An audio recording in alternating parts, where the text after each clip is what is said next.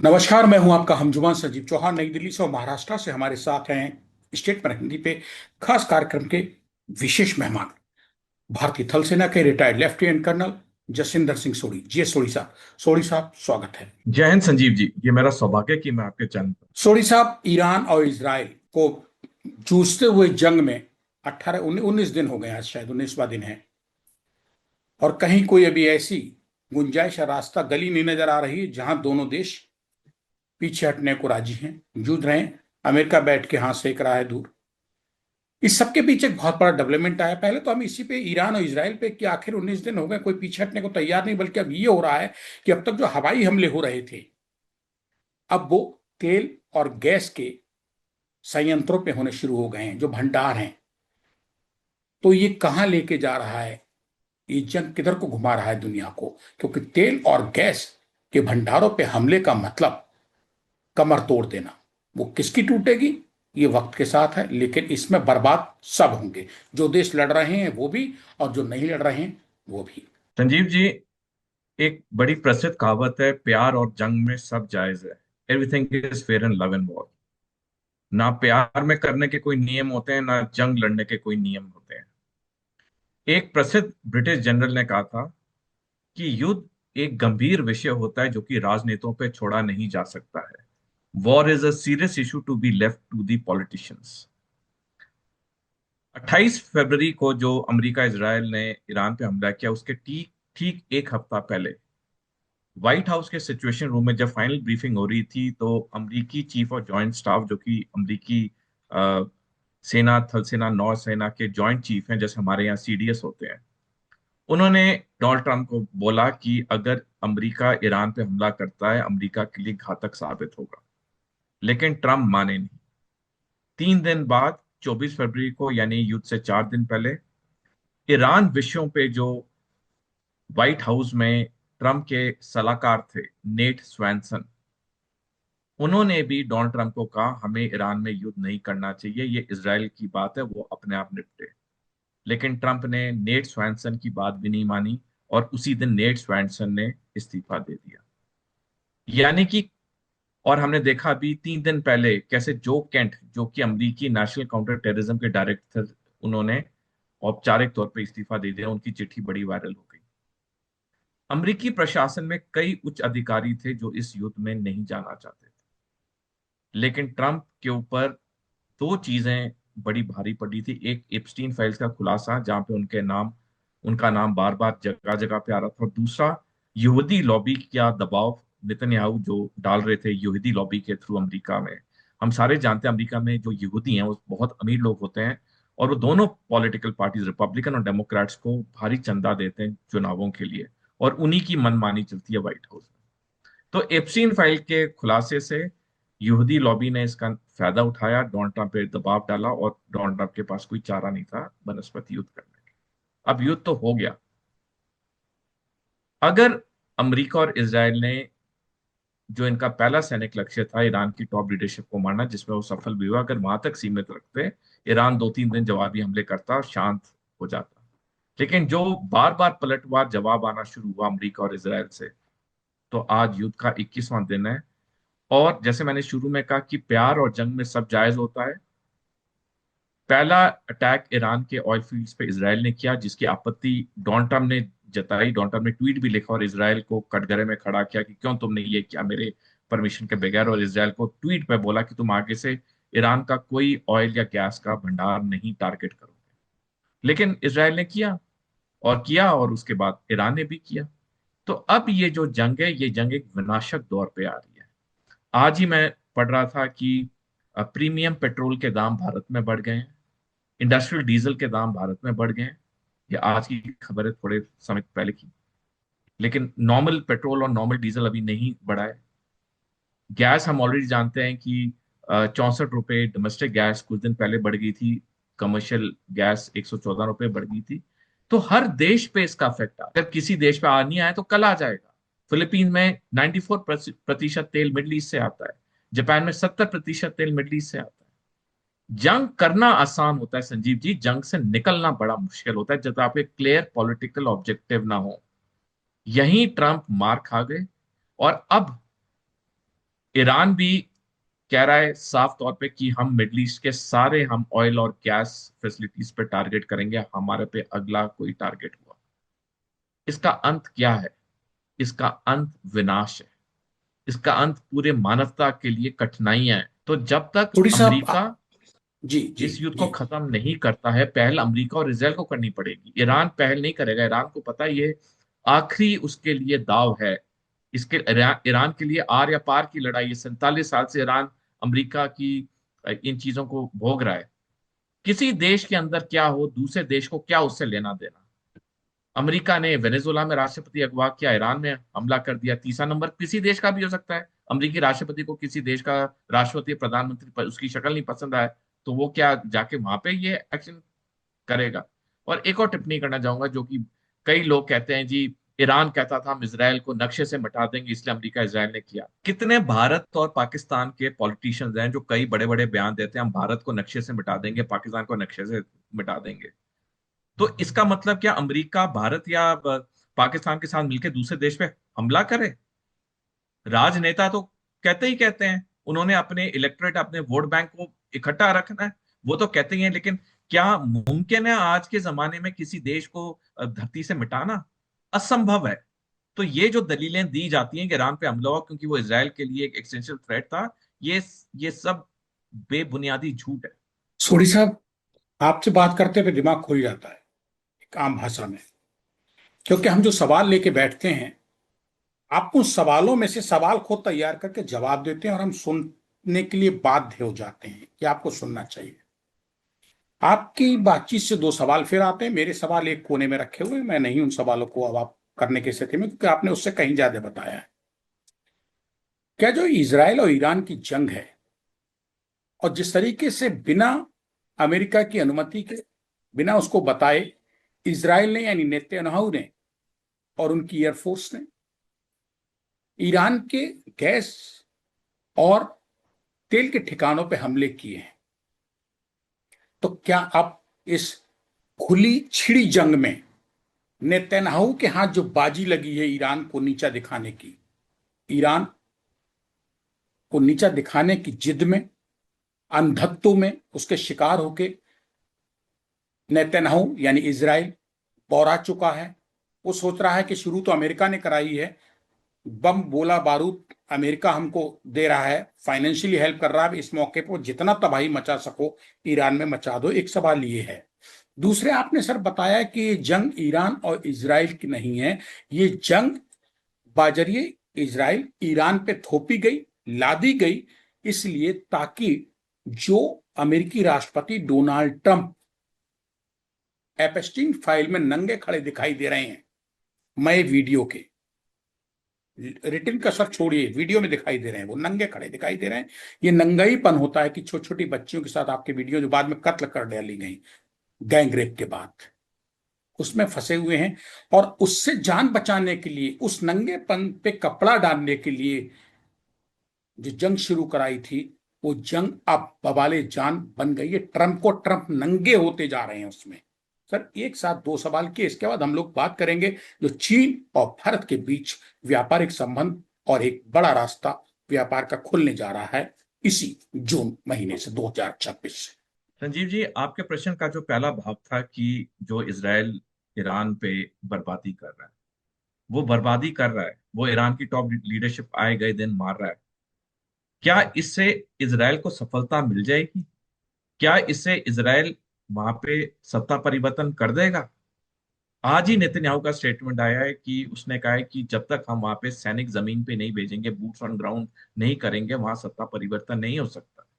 तो ये तो लक्ष्य कभी पूरा होगा नहीं। और वहां पे सैनिकों को अमेरिका और इसराइल भेजेंगे नहीं, क्योंकि जो टेरेन है, जो भूगोल है, वो पूरी तरह ईरान के फेवर में। मैंने पहले भी आपके कई शो में पूरा ये एक्सप्लेन किया है। तो जहां तक आपके प्रश्न का पहला भाग है, बर्बादी कर देंगे वहां पे और तोड़फोड़ कर देंगे, टॉप लीडरशिप मार देंगे, लेकिन उनका वो मकसद हासिल नहीं होगा। ईरान कुछ साल के लिए नीचे आ जाएगा, लेकिन फिर उसे, अब तो चीन और रूस का पूरा खुला समर्थन है, वो फिर कुछ साल में उभर जाएगा, फिर दिक्कतें होंगी। आपके प्रश्न का जो दूसरा भाग था ट्रम्प के ऊपर, देखिए अगर आप ट्रम्प के नजरिए से देखते हैं तो क्या ट्रंप सफल नहीं हुआ कि इप्सिन फाइल से दुनिया का ध्यान हट गया? जहां जनवरी फरवरी के महीने में दुनिया के हर मीडिया हाउस में इप्सिन फाइल की चर्चे होते थे, जहां दुनिया के 10 बड़े नेताओं ने अलग अलग देशों से इप्सिन फाइल के में उनके नाम आने के कारण उन्होंने इस्तीफे दे दिए, जहां अमेरिका में आक्रोश बढ़ता जा रहा था और बात हो रही थी कि डोनाल्ड ट्रंप को इम्पीच किया जाए, प्रक्रिया शुरू की जाए, आज कौन सा मीडिया हाउस इप्सिन फाइल की बात कर रहा है? कोई भी नहीं। आप कोई अमेरिकी न्यूज चैनल लगा लीजिए, इप्सिन फाइल तो जैसे उन्हें साम सूंघ गया हो, कोई वहां इप्सिन फाइल का कोई जिक्र ही नहीं कर रहा है। तो डेफिनेटली ट्रंप का वो जो लक्ष्य था इप्सिन फाइल से नाम हटना, वो तो हो गया, लेकिन आप एक और नजरिए से देखिए, उस इप्सिन फाइल से ध्यान हटाने के लिए, सत्ता में रहने के लिए कितने लोग मर रहे हैं, कितनी तराई मच रही है, जगह जगह पे कितनी बर्बादी हो रही है। अगर इम्पीचमेंट प्रोसेस डोनाल्ड ट्रंप पे शुरू हो भी जाती, डोनाल्ड ट्रंप को इम्पीच किया ही नहीं जा सकता, तो उसके पास इतना पैसा है, उसने सांसदों को आराम से खरीद लेना था। आपको याद होगा 1990 के दशक में जब बिल क्लिंटन पे इम्पीचमेंट प्रोसेस हुआ था, उस फेमस चीज के लिए बिल क्लिंटन नहीं इम्पीच हो पाए थे, और डोनाल्ड ट्रंप तो बिल क्लिंटन से पता नहीं कितने हजार गुना अमीर आदमी है। तो दुनिया का ध्यान हटाने के लिए वो कुछ समय के लिए सफल तो हो गए, लेकिन आप देखिए उस चक्कर में कितनी बर्बादी, कितना कत्लेआम, कितनी तराई तराई मच रही है। आज ही मैं अपने यूनिट के अफसर से सुबह बात कर रहा था, वो विशाखापट्टनम में सेटल्ड है।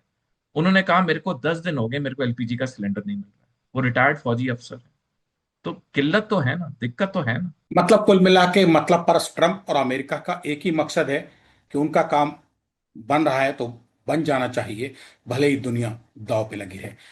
ये आपने क्लियर कर दिया है कि ट्रंप का अपना एक सीधा गोल है कि ट्रंप अगर बचा है, सुरक्षित है, तो अमेरिका भी अगर भाड़ में जा रहा है तो ट्रंप को इसकी कोई चिंता नहीं है। ट्रंप निजी, न्यायती, स्वार्थपरक इंसान है जो अपने मतलब की बात करता है।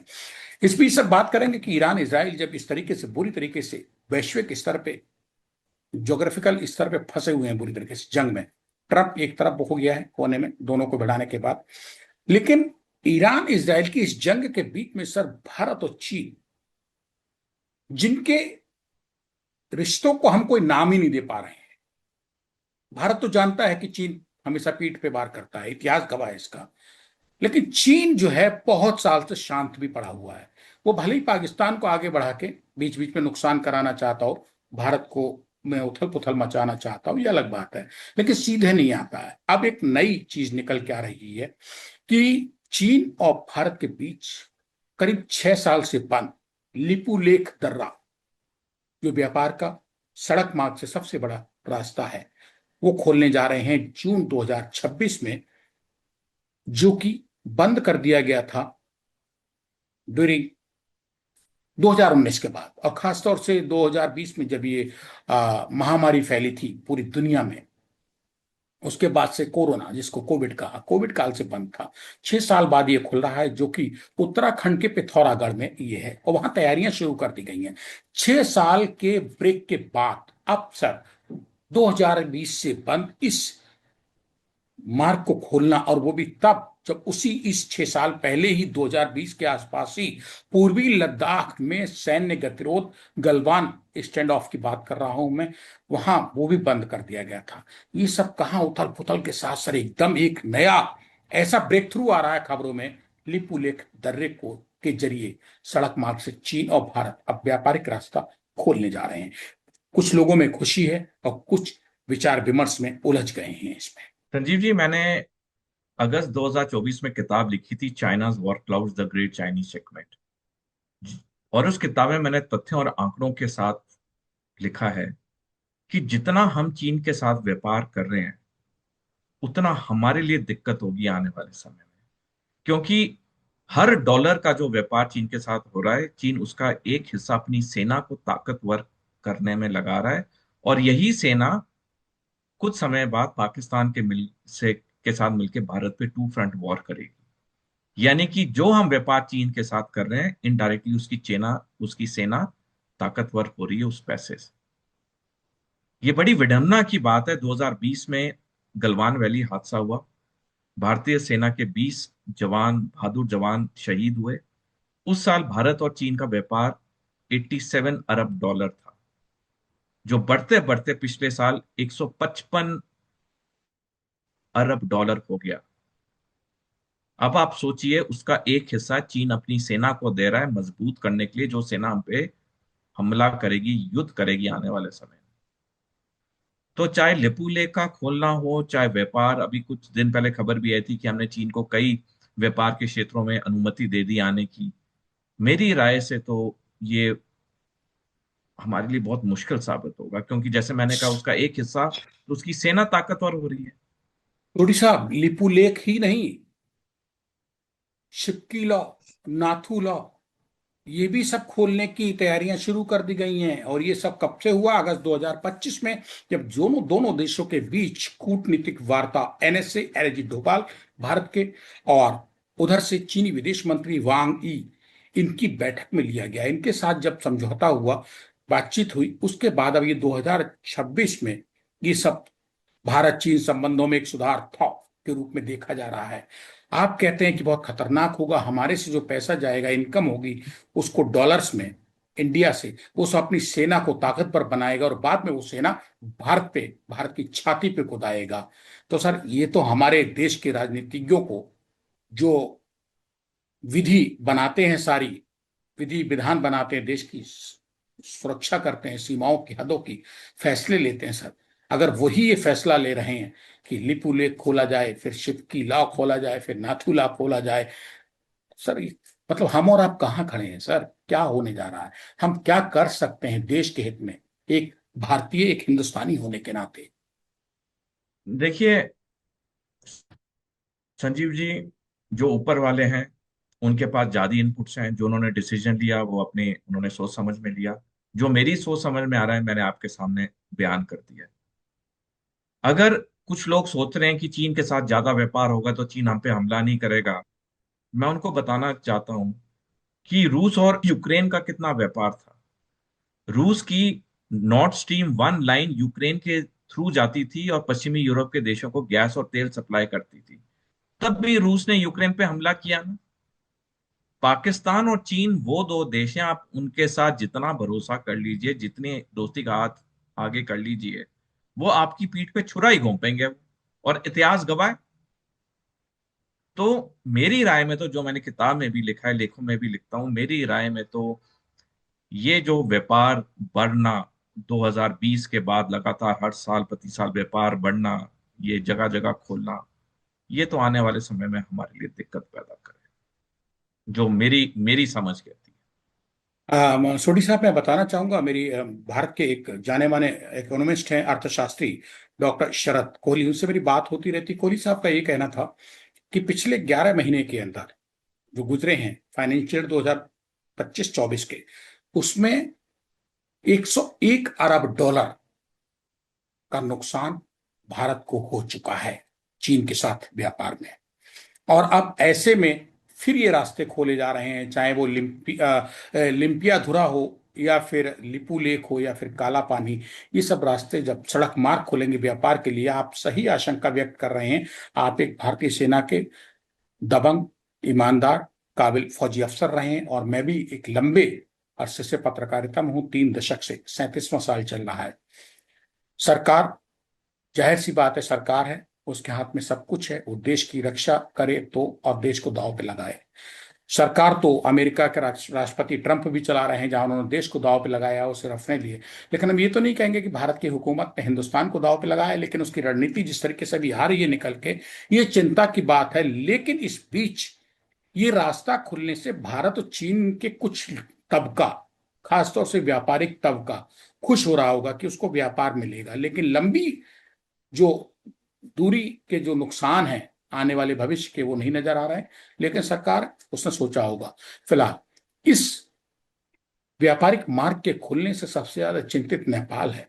नेपाल ने इस पूरे घटनाक्रम को लेके बयान दे दिया है कि लिपुलेख, काला पानी, लिम्पियाधुरा, इन सब जगहों से अगर भारत और चीन का व्यापारिक रास्ते खुलते हैं, रास्ता खुलता है, तो ये गलत है। और काला पानी, लिपुलेख और ये सब इलाकों पे वो अपना दावा करता है कि तो हमारे हैं। पर हमारे लिए चिंता की बात है कि भारत चीन के साथ उधर बढ़ रहा है। भले ही नेपाल चीन के रिश्ते क्यों ना अच्छे हों, लेकिन फिर भी नेपाल की ये चिंता भारत और चीन के बढ़ते हुए व्यापारिक रिश्तों में कितनी गंभीरता है इस रिश्ते में, इस चिंता में उसकी?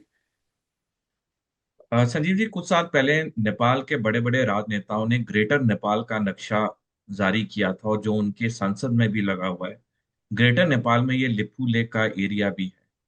और तब हमें याद होगा काफी तनाव चला था भारत और नेपाल के बीच में, ये लिपू लेक और ये सारे इलाकों को लेकर। तो नेपाल का इस वक्त बयान आना हमें उस संदर्भ में देखना चाहिए कि ये विषय तो कुछ साल से चल ही रहा है। तो नेपाल ने तो इस पे आपत्ति जतानी थी, और इसकी जो आपत्ति ज्यादा भारत की तरफ डायरेक्टेड है, क्योंकि चीन की तरफ तो वो कुछ बोलेगा नहीं, क्योंकि चीन तो उसका अटूट मित्र है। चीन के वहां अरबों डॉलर रुपए लगे हुए हैं। तो ये जो लिपू लेक वाला मसला है, ये आज का नहीं है, ये कुछ साल पहले से ही चल रहा है। और नेपाल को एक मौका मिल गया इस पे बयान करने के लिए। जो जो संदर्भ मैंने बताया तो वो तो करेगा ही, लेकिन जहां तक भारत और चीन की बात है, उन्होंने फैसला लिया है, तो वो अगर जून से खुले हैं तो वो खुलेंगी। नेपाल कड़ी निंदा करता रहे, बयान देता रहे, वो तो ठीक है, वो तो हर हर देश करता है जो अगर उसे लगता है कि उसके चीज हित में नहीं है। जसिंदर सिंह सोढ़ी साहब, आप फौजी हैं। मैं आपको ज्ञान बांटने की हैसियत नहीं रखता हूं। आपने सीमाओं की सुरक्षा में जिंदगी दांव पे लगाई है, पूरी उम्र अपनी, एज लेफ्टिनेंट कर्नल भारतीय फौज के। लेकिन जो दर्शक अभी स्टेटमेंट हिंदी के साथ जुड़े, मैं बताना चाहूंगा हमारे साथ आज के खास कार्यक्रम के खास मेहमान हैं lieutenant colonel retired Indian army के lieutenant colonel Jasinder Singh Sodhi, J Sodhi साहब। और मैं हूं आपके साथ आपका हमजवान संजीव चौहान। हम बात कर रहे हैं ईरान इजराइल वॉर में को तमाशा बना दिया, तबाही का कारण बना दिया है ट्रंप ने अपनी इज्जत बचाने के लिए एप्स्टीन फाइल मामले में।